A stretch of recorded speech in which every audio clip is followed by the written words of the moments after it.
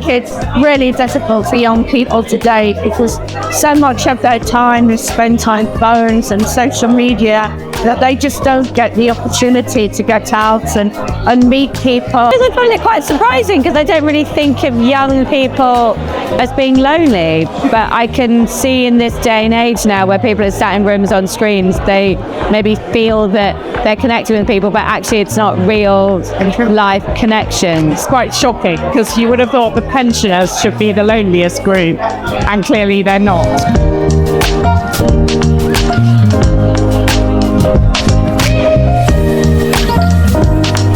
Kids out and about and they're not engaging at all with like adults or just anyone around them. I've witnessed it with my own daughter actually, who's had a very privileged upbringing, best education, but has spent over the years too much time on her own in her bedroom. Kids just sat on their own, they're just not playing.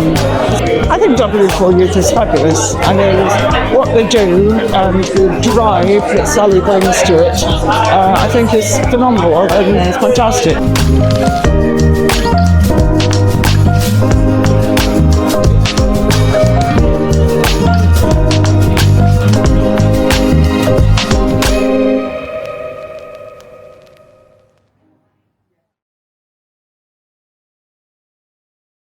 What I'm really hoping is the start of a really important conversation about loneliness. So I host a podcast which I entitle Modern Day Issues We Love to Ignore. And loneliness is one of those issues that's at the root of so much of what's going wrong, for want of a better word, in our culture, in our society. And no one's talking about it. They're talking about the symptoms, but they're not necessarily talking about the root cause. And people will talk. Thankfully, the stigma around mental health is gone a lot. You know, people will admit to being anxious, they'll admit to being depressed, they'll admit to having low self-esteem. Not many people, when you ask them, will say, yes, I'm lonely, because it feels like there's a shame around it. It feels like they've failed in some way. And surprisingly, young people, above all of all the demographics, are the ones that are feeling this stigma of loneliness the worst, and probably feeling the greatest failures, because why are they feeling lonely in such a seemingly socially connected world, and yet they're feeling disconnected more than ever? I think I want to understand my kids better. I've got a 19-year-old, a 22-year-old. I say I've got, they're not mine anymore. I don't know what goes on in their lives, and I do worry about loneliness. I worry that they can get very isolated when things go wrong, and that's when all the communication goes down, and I don't know where their networks are, and I'm very confused by the modern world. What I hope we get out of the debate this evening is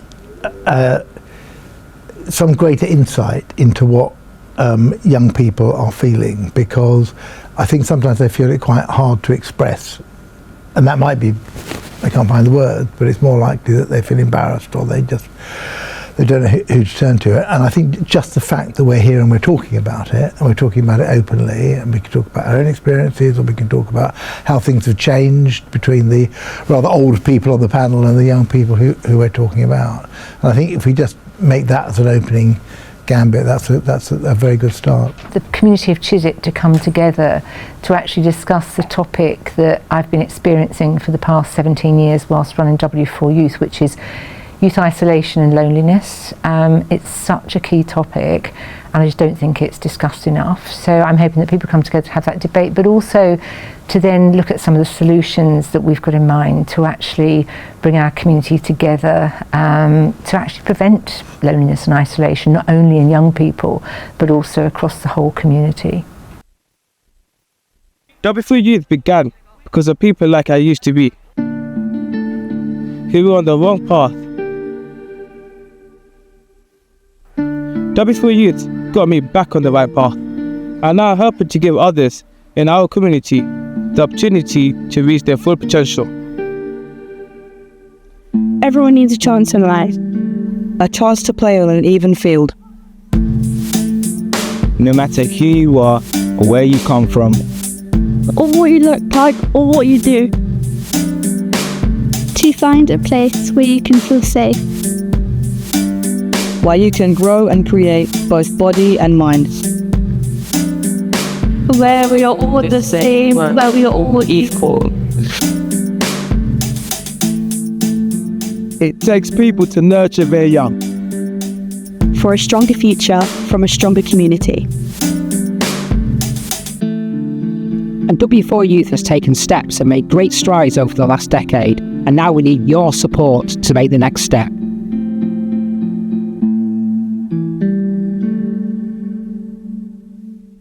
So let me introduce the panel first of all. Bring up Sally if I can, and Nina and Andy. Nina Kay is CEO of Safe New Futures. Andy is MP for Hammersmith and Chiswick. I've got to resist the temptation, right? Don't I? To ask him about you-know-what. I think he's probably loyal. And Sally Shakkatte. I never know, do you like the accent on the E? Chacatté. Shakkatte. My husband's there, I'll get told off. Shakkatte is the founder of W4 Youth, so please give them a round of applause. See, people who are so isolated now, don't we? I think it's the sort of problem that's crept up on us over a number of years, I think. You worry about a lot of things to do with kids. You also worry about the standard of their education, go to good schools. You worry about nutrition. You worry about them getting into trouble and things like that. But you don't think about it. I think adults just don't think about it from a child's perspective. And I tend to agree with what you said, Jeremy, which is that I don't remember, and it's obvious to me that kids are struggling a lot more than they have previously. And you've got to think, well, why is that? And what are we not doing in society? So we're here because of W4 Youth, which is what you do. It's a good example, but it's not affecting everyone. It's talking to, as I'm guessing, Sally, as many people as you can within a catchment area. But what that really flags up, that highlights, is just how endemic this problem is. And it pops up with specific issues. And the current issue we all know about is about access of young people to mobiles and during the day, at school, where's that way, what do we do, how do we change the law to do that? Which is all, sometimes we have an argument in an empty room because we all agree on that. It's just a question how we do that.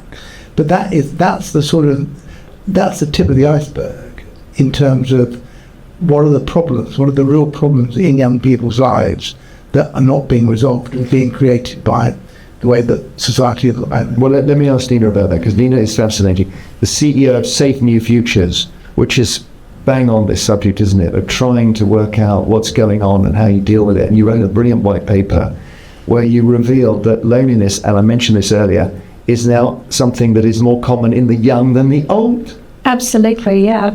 It used to be, as you said, the older generations that felt lonely, often didn't admit to it. But now 70% of young people will admit in research to being lonely. If you ask them, are they lonely? They'll say no. If you ask them, do you know anyone who's lonely? They'll say no. But what they will admit to, perhaps, is I feel anxious. I feel depressed. I hate school. I feel like nobody understands me. I feel like my parents don't get me.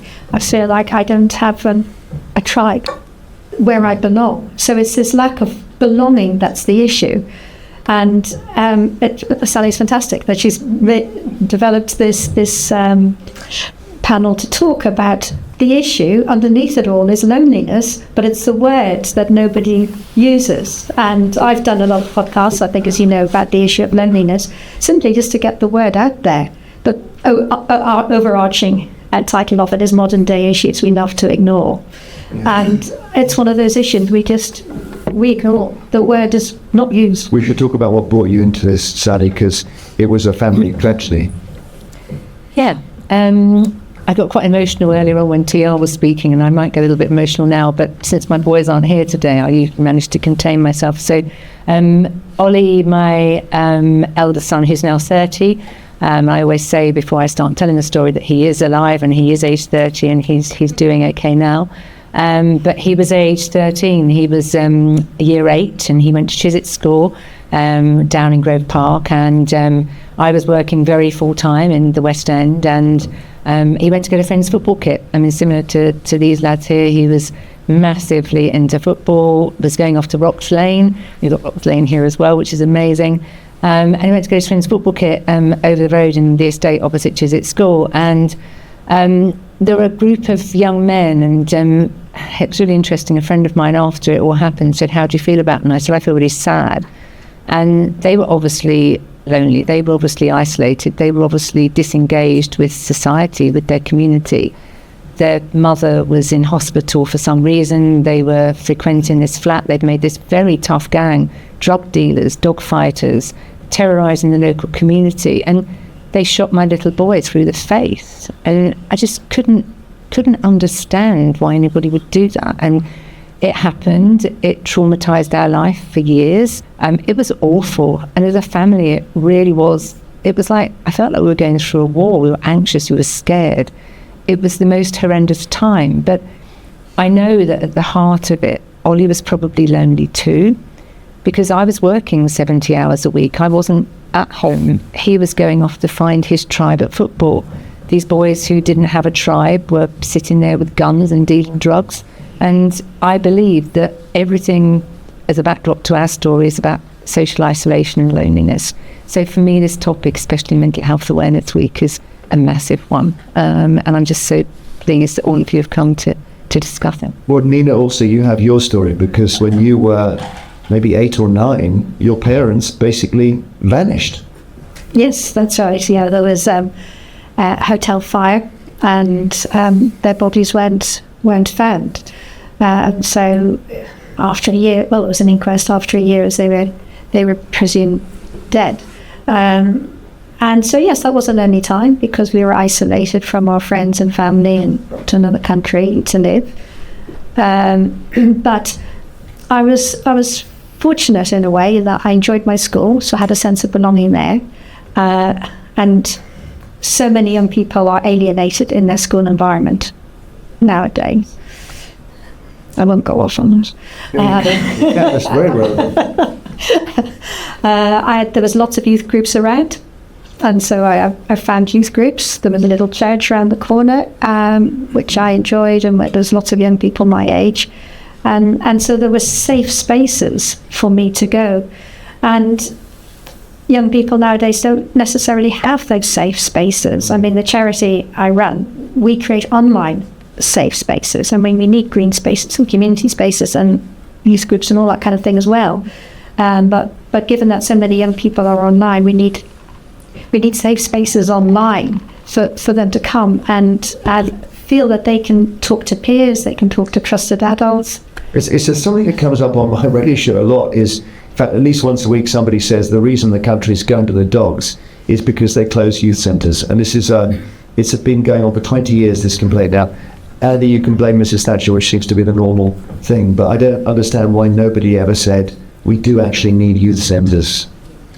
It was, I mean, obviously it's Boris political, but something weird did happen in this country where youth provision was massively cut. I mean, 3/4 of it disappearing, and I certainly was aware of that in then I didn't come to Chiswick, I come to Shakkatte, and saw not just youth clubs being closed down wholesale, but the land sold off, so you couldn't remind things that happened. And some of these youth clubs have been around for a while. We're celebrating 100 years of Solgrave this year, and I did talk to the people who were doing it, and there was an extraordinary disconnect between the way that youth clubs, however they're organised, can turn around people's lives and can give value to people's lives, and just not an appreciation of that, but also the consequences of not doing that,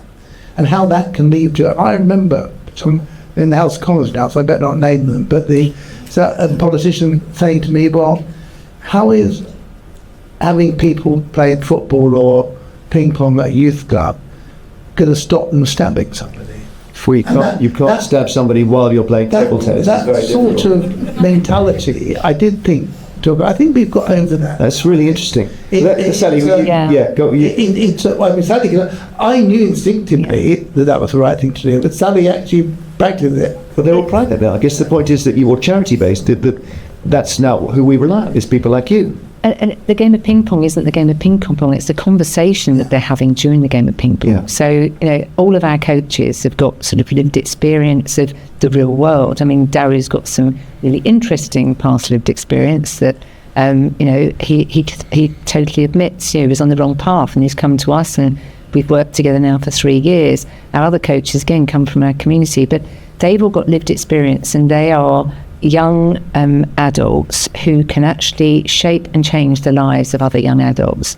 And that's what the youth provision is all about, because everybody needs somewhere outside of school, outside of the home, where they can go and they can connect. And they need to connect not only with other young people, but they need to connect with young adults and more mature adults. I have the most brilliant relationship with the young people, as does Darrow, Bartek, Anwar, they're amazing, all of our coaches and all of our junior coaches, but they all role model for those young people, and that's the thing that young people need. They need the role models. I was going to say, there is a really weird thing that's happened in the last 20 years, which is that adults are scared of children, and adult males worry that if they say, I'd love to work with children, oh my God, they'd send a police helicopter out for you. And that's a problem, Nina, isn't it? It's put up these barriers between us. And in some ways, quite rightly, in that I come from Ireland, I was brought up there, and I don't know how relevant that is to hear on nowadays, but I think I know where you're going. 1 in 4 people will say that they were sexually abused by a trusted figure in their lives, and which is horrendous. So it's really good that there are all the safeguards now, because a lot of people who want to work with youth and say they want to work with youth will be targeting vulnerable people at a vulnerable time in their lives. What a shame we go straight to that, because most people would want to work with young people because they want to see these young lives develop, exactly, but they're scared of being boxed into that category. I mean, my experience is that the men who ran the youth clubs were great, when I was young. So for sure, yeah. I think you need. I absolutely agree that the most essential point is people like Sally and people who want to work, people who put the effort into it, and the relationships that are built up in that way. And that is based on trust. Today it's based on commitment. It's based on love, and it's based on so much in that way.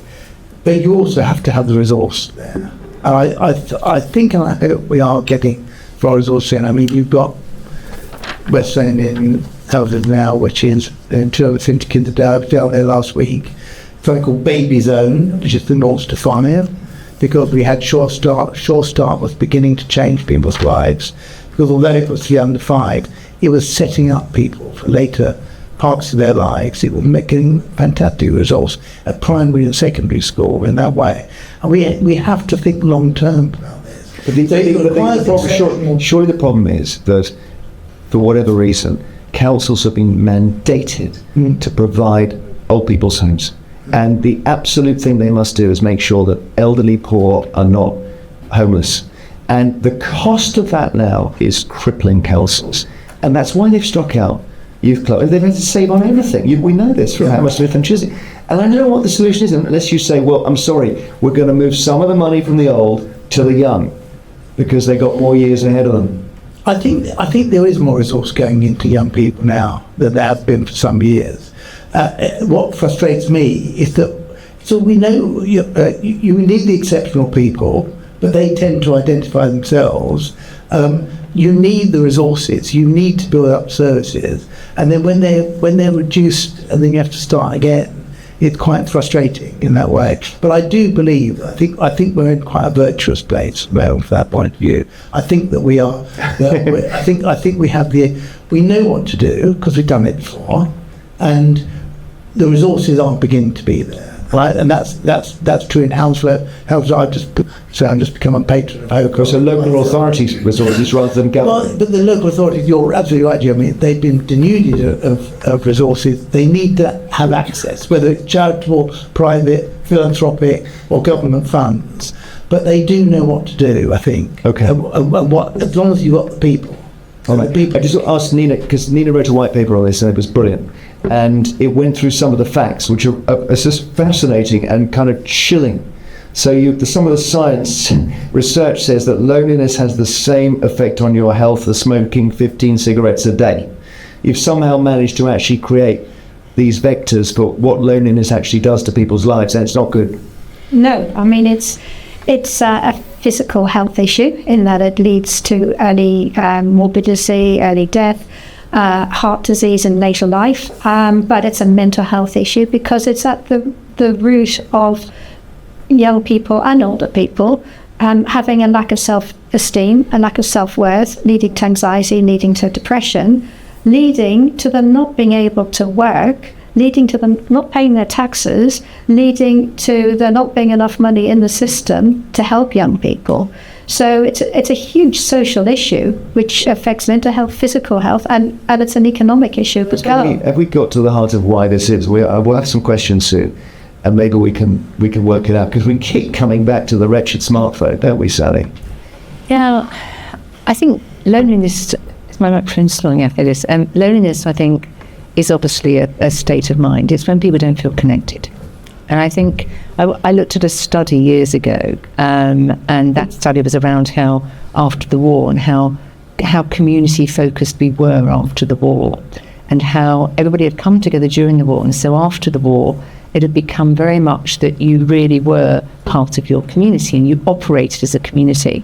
And what they then tracked over the next 30 years, up until the 2000s, was that actually people had changed from that. So with technology, they've become very self-focused. And my view is that we as a world are now very self-focused. And it's really interesting listening to young people talking about that, because obviously everything they watch, the influencers, the social media tracking that they do is very much around making themselves look good, making themselves appear relevant, and making themselves actually feel better through trying to create connections in that way. The problem is that unless you actually connect person to person in a face-to-face environment, you can't really elude loneliness. And this is the thing that I think we're missing. And we've talked about youth clubs, we've talked about social isolation, we've talked about what it leads to. But actually, in terms of what's needed, it's not just youth clubs. I don't believe bringing youth clubs back is going to solve our social issues of community. I believe that community hubs is going to actually solve our issues as a community. We need to bring whole communities back together, not just young people. And often youth clubs, and it's really interesting, somebody who's actually in the audience once said to me, well, I would never have sent my kids to a youth club. And basically that is something that people often thought, because what used to happen was that the kids that went to youth clubs was the kids from the estates who lived on the estates who were going to the youth clubs in the estates, and other people wouldn't join in. But our philosophy isn't that. It's around bringing everybody in the community together. So we have people who literally borrowed football boots from our football boot rack, and others who turn up in the best pair of football boots there is on the block. So I do think there's so much to unpack. Well, just and smartphones. Let's come to smartphones in a second. But we are in Chiswick, and Chiswick is posh. Lots of bits of it are, and it's very middle class. And the houses on my road are worth a lot of money. But we'd be fooling ourselves to think that this doesn't attack every single household. Their children are as lonely as the rest of them. And it's really interesting. Some of the young people I've dealt with over the past 17 years have actually, the biggest challenge I've had is those that are getting bullied in their private school. So actually, in terms of this as a topic, this is not a sort of a disadvantaged person's topic. This is a topic across the whole of society. And it really is across the whole of society. And that's why it's so relevant for Chiswick, because actually I think sometimes that people think what we do up in the park is actually for the disadvantaged kids of Chiswick. That's not the case. We have every type of young person in our community coming together, and coming together for good, coming together for good activities, but also coming together to learn from each other. And I mean, Daru could absolutely vouch for that you can guarantee you get one young person who's really suffering and challenged coming into our group. And what will happen is that will raise the street awareness of those that are actually not from that demographic, but also that young person who is in that demographic will actually become better skilled in terms of their social skills, but also in terms of their behaviour, because of the fact that it's the whole community coming together.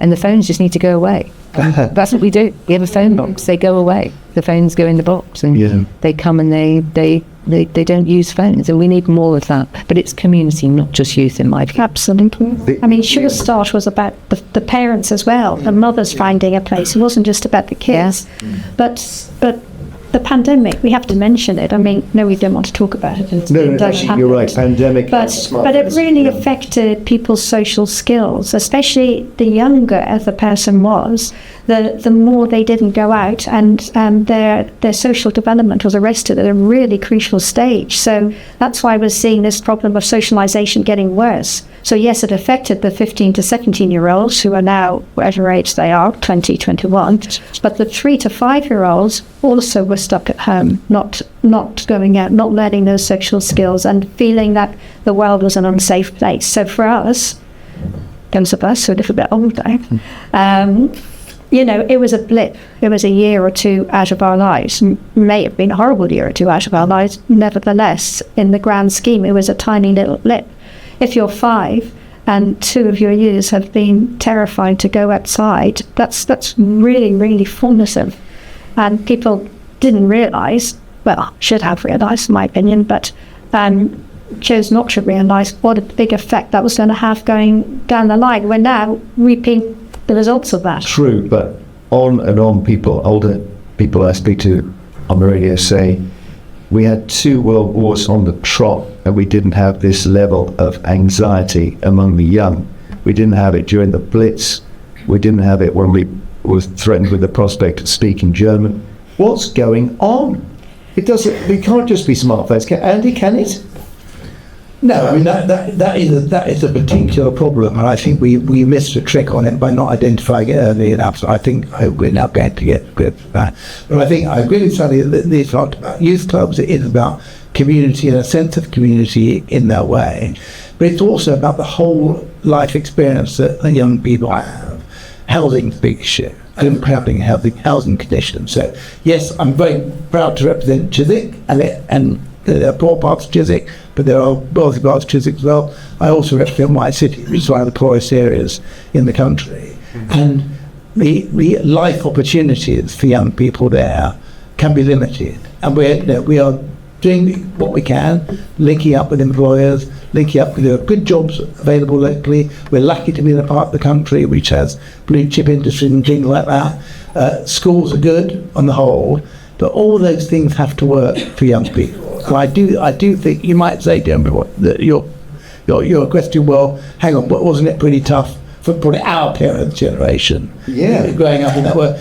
Yes, got enough to eat, but it's what your expectations are, and also what you see other people having. And if you see that society is unfair, and I've got 13 independent schools in my constituency. I think the average is about 1 or 0.5. I get on well with all of them, and they do well. But I want to see the same advantages, the same facilities, the same opportunities for young people who go to state schools. Yeah, and we had a new word this week come on the news, which is doom jobbing, if you've heard of that, which is you just either go through one bad job to another, or it's just the applications process. You're just scrolling and scrolling, and you're never going to find anything, and you're never going to be able to buy a house. And yeah, that is quite miserable, isn't it? And I guess it's isolating as well. That's the key thing, Nina. Oh, yeah, sorry, I'm just so fascinated by what my fellow panellists are saying. So community, for sure, and expectations is another one. And your question to me? No, I was reflecting on doom jobbing. Doom jobbing, yeah, well, exactly. I'm speaking up for young people here who, a lot of the time, they get blamed for their own distress. Yes. I had a guy call my show, a pensioner, who said the reason young people can't buy houses is just they spend all their time in Paris. That's what he said. And I think to myself, no, wait, it's bigger than that. They don't have free education, final salary pensions, a planet that's not broken, etc., all of that. I mean, yeah, I know families were stronger back then. And they in a way supported the families were That's a bigger. very good point, because you mentioned a 70-hour week. And I was thinking, even as a young reporter, I don't think I worked a 70-hour week. Do you look back and you think there's a lot of people doing that? I think there is, and I think I remember one young man who was in one of our football teams, and this was about 10 years ago. My husband was sitting there, and he'll remember, and he was a really, we could tell it was a really challenged young man. And his mother came along once to one of the football matches, and we never ever have any young people's parents turning up during the football matches generally, because that's just how it is. And she turned up and she said, I've just come from one job, she said, and I'm going to my next job later on. And this particular young man, he didn't have a tribe at home, he didn't have a father figure, and he ended up, his elder brother became his tribe, but his elder brother was in a gang. And he got into the gang, and he was arrested multiple times for drug dealing, etc. And thankfully, and it's really interesting, my younger son was in the same year as him, said that it's really interesting, he positively became part of the tribe that he was supplying drugs to, rather than the tribe that he was actually dealing the drugs through, and eventually managed to get out of what he was doing and into a better place. But she was working 2 jobs and had 2 children, and she never saw them. But it also feels very harsh to judge her, because this... No, it's not judging her. No, judging her. Sorry for her. No, I'm not suggesting... I mean, it's just this thing is brutal now, where people can't pay the bills. People also, you said at least people have something to eat. I mean, another one of my son's friends, same son, the younger son, he used to go to primary school with this boy, and he used to go to his house and say, Mum, they have 1 chicken and a bag of rice for their week. Yeah, you make a good point. So as I said that, I realised. And it's not what people think. And I think the thing is also living in Chiswick. This is the thing that really shocked me when what happened to us. I was always a Chiswick person.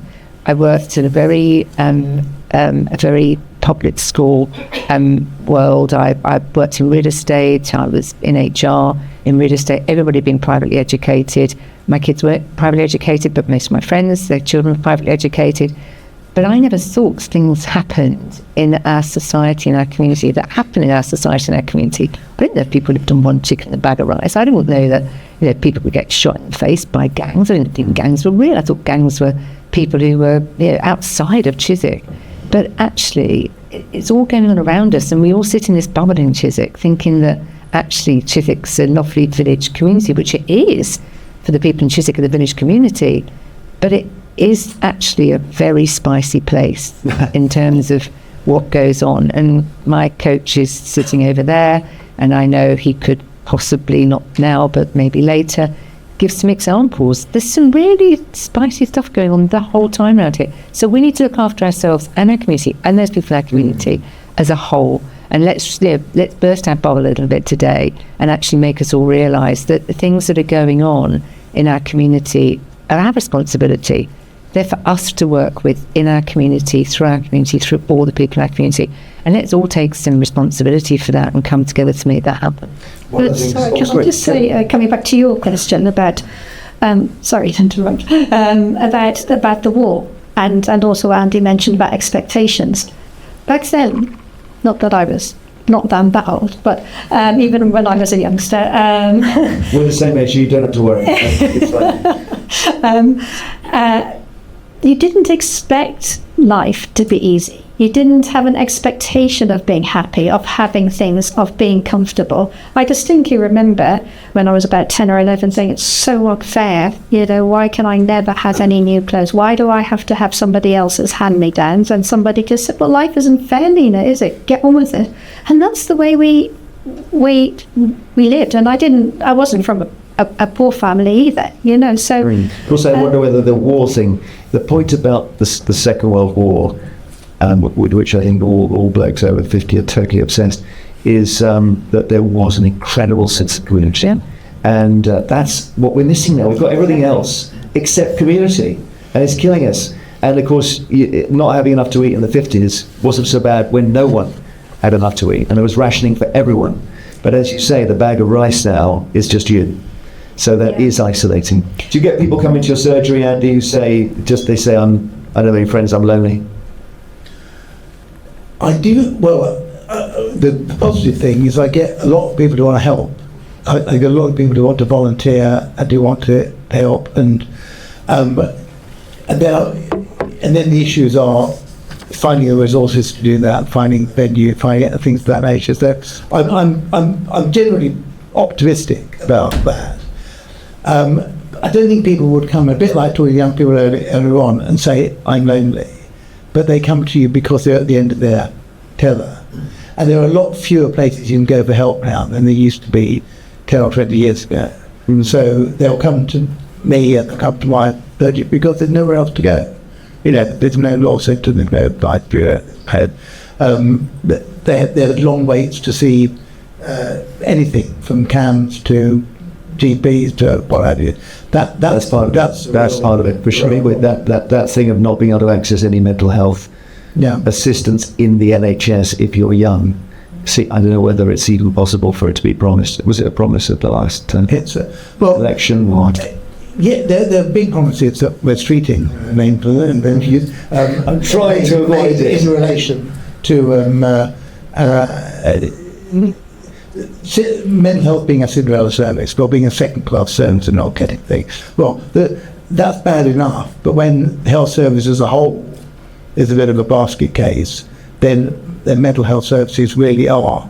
They're in name only sometimes, and that is a big problem. I mean, yes, there's an awareness, there's a willingness, there's an intention to tackle it. How long it will take? So, fine, more question. We can take some questions. We'd love to do that. This is such a fascinating session. And I think partly the reason that we sort of gave the young people popcorn outside is I thought we would get onto suicide, and we haven't quite done that, if anyone wants to talk about that, because that is a really, really brutal area of this. So what Sally has achieved, it's amazing, is how do we scale it? How do we create we're talking about building a permanent home for W4 use the public communities. I mean, do you have any views on how we can start to do that? Because it's going to involve raising a lot of money. I know there are plans in place, they're in the brochure, about how we might start to build a permanent home for W4 youth. But I just wonder how we can actually, where do we start? You've got a place in mind? Yeah, we've been talking to the council, Ealing Council, since 2011. We have a plan. Now that Labour are back in Ealing, the councillors from Ealing are very supportive. I met them before the elections, so they're back in, so that's a good thing for me, on the basis that we can pick up the same councillors to continue the conversation. So we have a plan, and it's a design and build of a modular building in Southfield Recreation Ground. We're there every day of the week, and we have an AstroTurf pitch that the council and the Football Foundation have recently built, which is fabulous, and we now just need a place to be able to scale. So we get sort of 30, 40, 50 young people every day of the week. So that's 7 days a week we're now open, and we need a place so we can scale. So if we can build a centre, we've got a place, we've got a plan, and now we need to raise some money, we can quadruple what we're doing at the moment. We can have 200 young people there, and we can have 200, 300, 400 people from our community there every day, across every part of our community. So I think from our perspective, it's scalable, and we'd then like to not only do this where we're doing it now, we'd like to take this outside of Chiswick and take it to other boroughs and say, create community spaces, do it like this, and take our model. But at the moment, we've got to raise that money. We need seed funding of around £80,000 to actually get ourselves to the planning stage. And then for the actual build, we need over £1.5 million. But I know that we can make that happen. And it's really just reaching out to our community, bursting our bubble of, it is a village here. Actually, it is a wonderful, wonderful place, and there are wonderful, wonderful people across the whole of our community. But actually, we can integrate ourselves far more with young people, and it will be really beneficial. It'll reduce antisocial behaviour, it'll reduce the crime that goes on around our wards, it'll bring people together for good, cross-cultural, across demographics. It'll be amazing. Okay, thank you. Great question, sir. Anyone else to ask a question about anything we discussed? Loneliness, young people, youth clubs, activities, smartphones, or the Second World War? But I was wondering, whether in terms of like gender demographics, you see more. I feel like the male loneliness epidemic is something that's been super talked about on social media recently. I don't know whether you feel like you're helping men or boys rather than helping girls and women, not in a bad way, more like a needing more support kind of a way. I think both genders need support. Both genders, all genders need support. And I think that we, as a charity, was set up on the back of male crime against males. And so we've tended to attract a lot of young males into our activities, but we do have arts activities and football and sports activities for girls too, for girls and young women too, young ladies too, and everybody is welcome at W4 Youth across every part of our community. It's a good one. I didn't really clock. I thought it's not all. We were just boys. That's purely because they were the group that I could bring tonight, and they were the only ones that were able and willing to come along tonight. We have a lot of young women. We do street dance, musical theatre. We have girls football. We literally want everybody in the community to come together. But I think in terms of the loneliness piece, there's a piece of research that was done years ago around the differences to male-female in terms of the way they actually live and communicate with peer groups. And females are collaborators. So what every female does when they walk into a room is to connect with the other females in the room and try to connect with the males in the room. But often the men are actually, and this is proven through this research, it was an American piece of research that I used in my previous life, in my career. And what men were always trying to do was to outdo the other one. So what men would do is they try and prove themselves to be more capable, more sporty, more achievements, etc. And this is obviously the broad results of these are obviously differences that come in different people, but the women were collaborators. So if you take that into the conversation around isolation, what you can see is that actually women tend to collaborate and find people to do things and be like them, and men and young men and males as children tend to actually compete with other males to show that what they're doing is better than what the other is doing. So from an isolation and a loneliness perspective, what that leads to is that, yes, you get a lot of young girls who are very lonely for whatever reason, not connecting. There's a lot of ghastly bullying, I hear. I'm going to say bullying among girls. Yeah, it's awful. Yeah. But actually, it is the young men. If you look at the suicide rates that then come, whether it be young men in late teens or men, it's a far bigger issue because they don't talk about those feelings in the same way generally. So there's a lot now around this thing where we need to make men be vulnerable. And it's really interesting in our household because I have two sons who are very happy to show their emotions, and a husband who, again, is sitting at the front there, half South American, half German, who would not bear an emotion if that you were going to ask him on any day of the week, and was very much talking with me about this suicide matter, this isolation and loneliness matter, and saying, people just need to pull themselves together. I said, oh God, here we go. So had that conversation, but it's gender. There are gender differences, I think, is what I'd say, and I think probably that's so interesting. I mean, I guess it accords with what we all, maybe Andy and I see the bloke side of this. We don't. If we talk to each other, we're not going to say, "I say to you, how are you feeling today?" Because I know you quite remember for a few years. You don't say, "I'm feeling a bit emotional." You talk about football result. Creighton Cottage is not been a good place for the last few months, but we've got part there. But we're limited. I don't know why this happens. Even my best friend, I went to see a comedian called Jo Caulfield, brilliant, she's about my age. She said she'd been out, her husband said, "I'm going out for a drink with the lads, do you want to come?" And he obviously wants her to say no. And she says, yeah, I'll come. And she describes how she goes in with this group of men, and she's talking to one of them, Don, and she says to her husband after this, Don's been through a lot. He's just been through that divorce. And her husband said, "Divorce? I didn't know he was married." They haven't talked to each other at all, That may be a slight over-simplification. I mean, from a government point of view, big priority of county government is violence against women and girls. It's a huge. Well, you've got got Harriet Harman in there, and has to be. But they are, and they're focused on that. And there's a sort of not a response or reaction to that, but people started talking about, well, what are you doing for men and boys? What are you doing for men and boys? And it's a completely different issue, because a lot of violence women girls is about male violence and male treatment. And I think with that, a lot of what's happening with men and boys is about sexual isolation, is about not feeling unworthy, and that can lead to suicide in extreme cases. Suicide among young men is much higher amongst young women, I think. And these are all things that we have to take seriously as a society. We've got this toxic male thing we could get into now with the manosphere and all that. My God, the guy a week ago goes to his ex's house, knocks on the door. When she answers, he lets off a grenade and kills them both. What the hell? The crossbow killing in Edmonton. Yeah. It's always blokes, and it's, I guess they've been toxified by something. What do you think, Nina?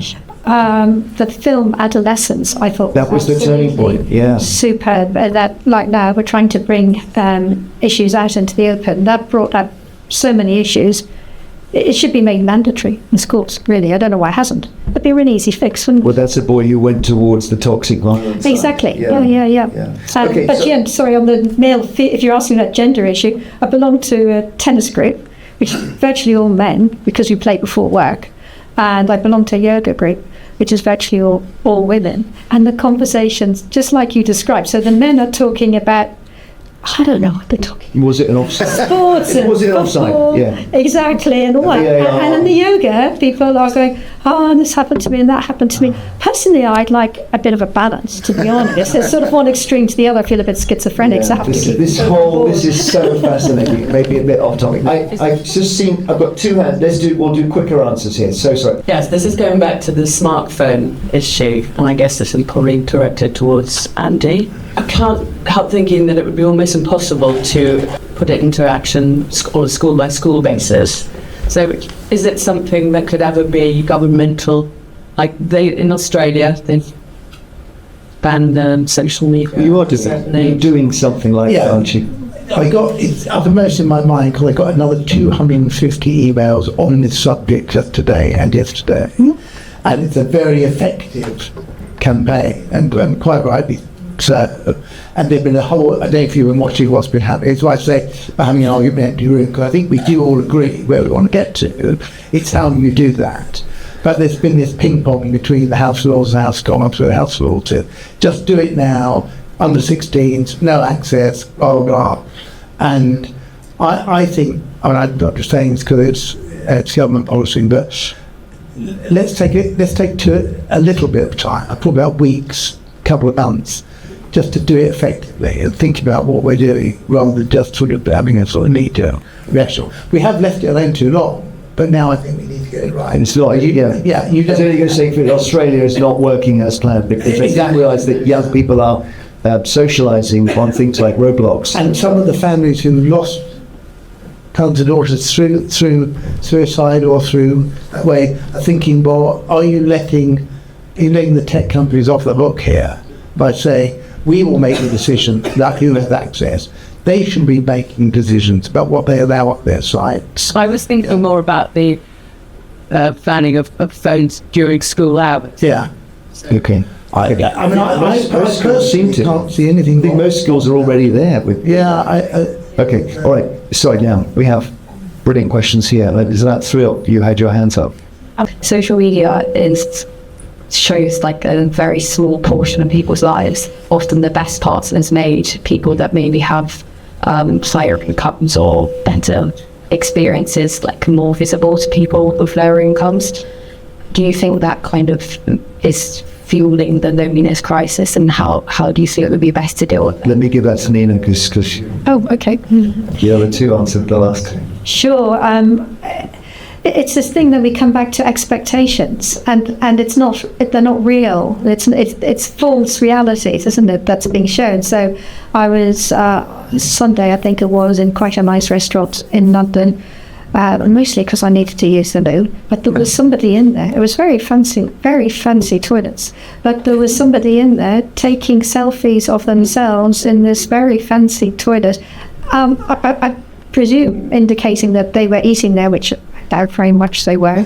And so, people are creating these false realities, and then other people are seeing them and just feeling absolutely inadequate. Yeah. So that's a very good point. Were there other questions from this row? I'll come to you, I promise, but let's have you, madam, and then you here, if I'm not busy. Go on. Yeah, you first.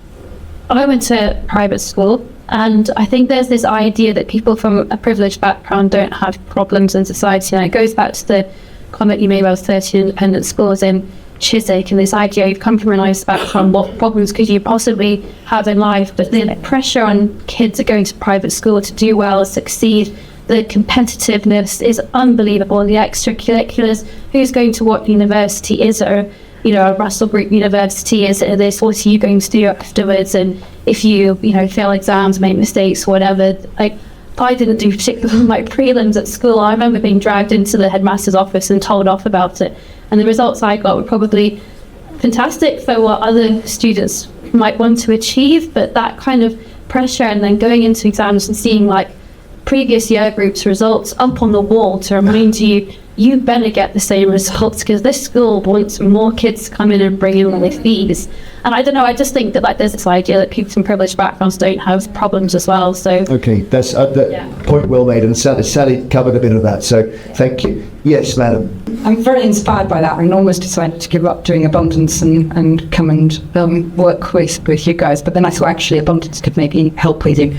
But actually it's a specific worry that if you build your big centre, you'll take too much of the park and greenery, and greenery is also very important for mental health. So I'll come around these gardening projects, and actually in terms of the rich kids, I do remember running a session with the Sir Paul scholarship class, and one of the boys saying to the one, you've got three gardens, you've got one in Shropshire, one in Kensington, one in the Box, and he was saying, but I'm not allowed to do anything. So that was just to say that rich kids also need to get their hands money. But yes, so it was a worry whether you're going to build. There's a piece of hard court in the Southfield Rec, which is where it will be built, and none of the greenery, none of the park will be affected. In fact, what we'd like to do is to talk to Abundance London about the part of the park next to where we'd like to build it, because there are wonderful trees, and at the moment it's where they tip all the chip from the trees they chop down. But I'm sure it could become the most wonderful community garden. So definitely, it'll all be on a hard court. It won't take down any trees, and it will definitely be something that we'd like to work with. Last question is from Robert Sheeson. My question really goes into what we've just talked about. Potentially a minister for young men.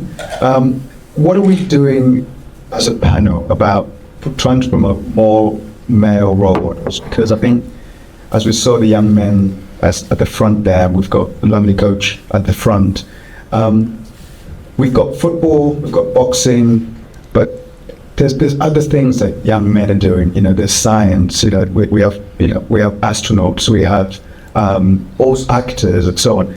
They're not being promoted to us at the moment, to young people. It's often just sports. What are we doing as a community in Chiswick to try and promote more young role models? I'll let Sally do the last answer. I think we need the spaces to do it, Ron. Where do you do it? I mean, this is the problem. We'd do all of this. We would literally do the arts, we do the sciences, we do the mechanics, we do it all. You just need the spaces to do it. And the problem is that there are no real community centres. There are community centres, but there aren't what I think of as a community centre coming from a village in North Kent. A community centre is where the whole community go to, and the whole community take part in actually running it and making it the most vibrant and wonderful space that everybody wants to come to. That's what I mean by a community centre. Not somewhere where you rent a hall and you go and have a kids' party once every year. It's a community space. So I think all of those things, and there are lots of things, there's maths, I can't think what it's called, mathnasium, something like that. There are all sorts of things going on into it, but there isn't a place that all these things can come together, and that's what we want to create. Again, I'm going to thank Chiswick Cinema. It's such a brilliant place in the heart of W4. Thank you, Chris and Max. Other people who turned up, Ron I mentioned, Bridget Osborne from Chiswick Calendar. Thank you for coming. We so appreciate your time, and the panel. Let's thank the panel. Andy Slaughter, Nina Kelly, Sally Chacatté, and W4U. Thanks everyone, and I hope you enjoy. If you want to know more about supporting it, just come to Sally. Cheers. Thank you.